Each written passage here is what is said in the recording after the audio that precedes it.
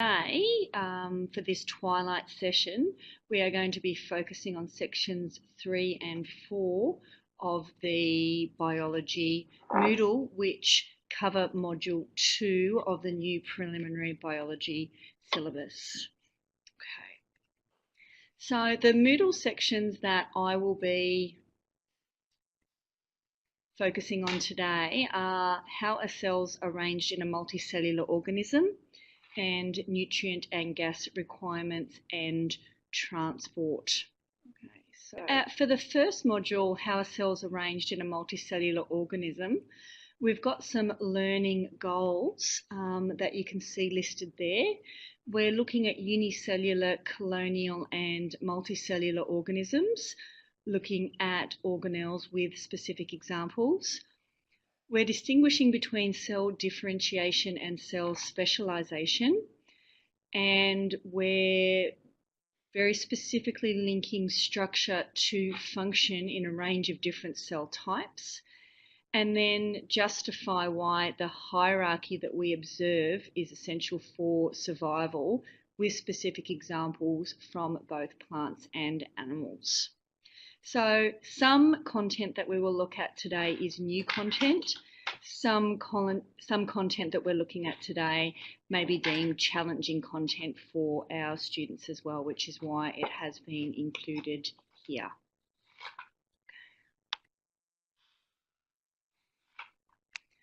Okay, so firstly, looking at cellular arrangement for unicellular, colonial and multicellular. And there is some new content there on colonial organisms. They have not been included in the current syllabus that we teach. So we have some content looking at what colonial organisms are and specific examples of them. So looking at colonial organisms, there's a bit of a definition there, whether you're looking in the actual presentation that I'm doing today or in the Moodle. We're looking at organisms that depend on one another for survival, and classic example that is given if you move over to your actual Moodle. We will have a look at some pictures in just a moment. If we're looking at our Moodle, we've got our overview page, and then we can start scrolling through once we click on how cells are arranged in a multicellular organism, because I want us to be able to have a look at those specific images of those particular organisms. Okay. All right, just one moment. It had logged me out of my Moodle even though I checked it a moment ago. My apologies. Okay. So when you flick over to your Moodle, you see an image of a unicellular organism, which I imagine most people are quite familiar with. And there is a quiz question there that we can look at in terms of paramecium as an example of a unicellular organism. And then if you look at the picture, I will just give you a minute so we can move on to the colonial organisms in just a moment. There's an image of a unicellular organism and there is a true-false question there. Okay. I'm just seeing on the screen now that my sound quality is suboptimal. Is there anything that we can do about that?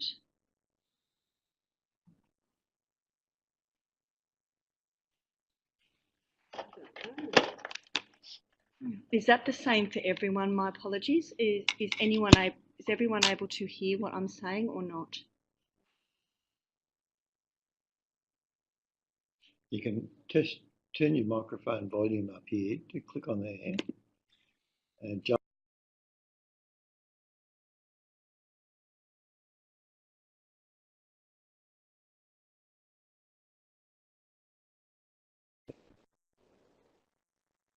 Yeah, we were testing here before, but what we could hear here obviously is not what everyone else is necessarily hearing.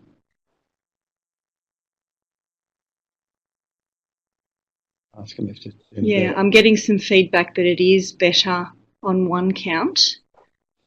Yeah, they're saying that that is clearer. Sorry, our test here obviously wasn't as effective as we thought it was. So apologies for the delay in the presentation.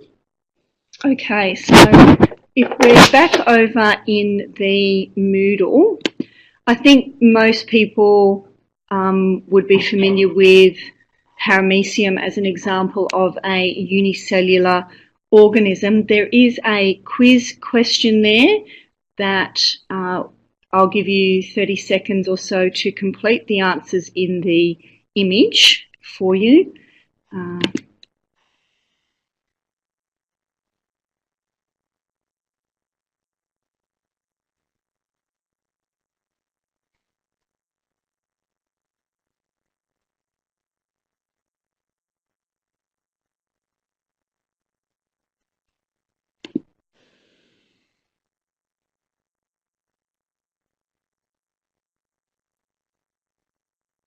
And if people are able to raise their hand when they've completed that question to give us an indication that we're okay to move forward, that would be wonderful. Thank you.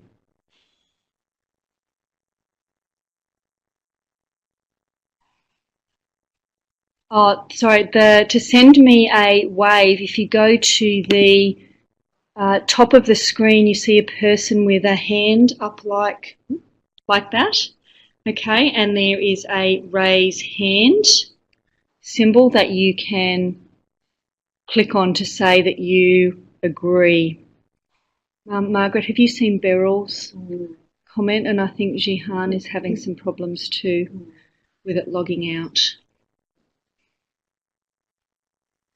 So, all right, I've only got one raised hand because I know a couple of people are having issues logging into the Moodle. Margaret, what would you like to do about that?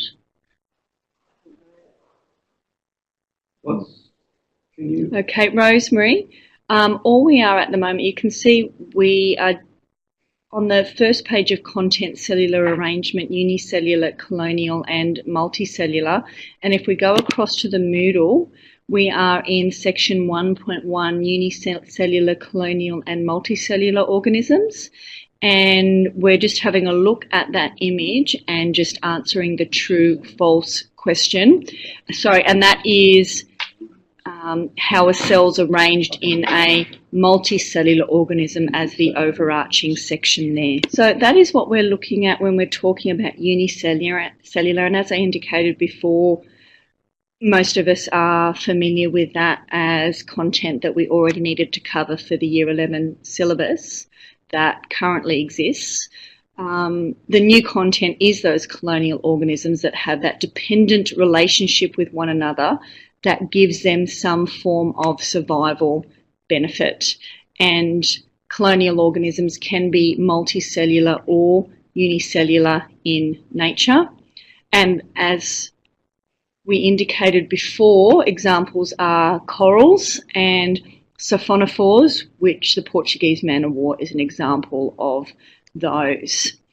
Okay, now if you go across to the Moodle, there is quite a lot of background information on colonial organisms because they're new content. A lot of that is designed as reading to assist you prior to teaching it if you're not familiar with it, just as a resource to support professional learning with some images there as well. There is a colonial coral image as well as an image of a siphonophore underneath that. Okay, and there is also a quiz question at the bottom for you to complete as well. Okay, and again, if you could send me a raised hand when you finish the quiz question, that would be great. Or if there's a problem, if you can send us a message through the chat as well.